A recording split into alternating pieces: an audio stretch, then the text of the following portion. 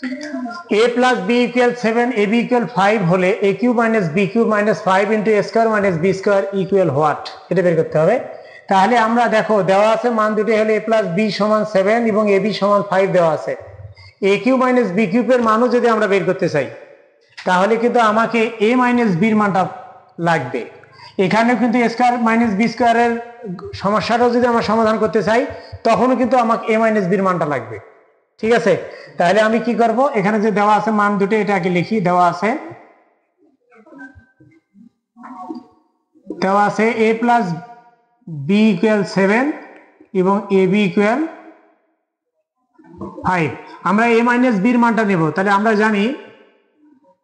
জানি a minus b all square equal কি a plus b all square minus 4ab। তাহলে a plus b all square বলতে a minus b all square equal a plus b 7 square minus 4 into 5 বা a minus b all square equal 49 minus 20, a minus b all square equal 29। Clear? a minus b equal root over 29। a minus b এর মান বের হয়ে গেল। যদি তাই হয়ে থাকে তাহলে আমরা একটু পার্ট করে নেওয়ার চেষ্টা করি। a cube minus b cube এর মান বের করি। এখন a cube minus b cube equal a minus b all cube plus 3ab, silent please, a minus b। তাহলে a minus b এর মানটা কত?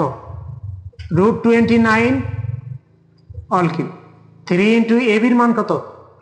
5 into root 29। একদম সাইলেন্ট প্লিজ, এদিকে দেখো। এই যে দেখো রুট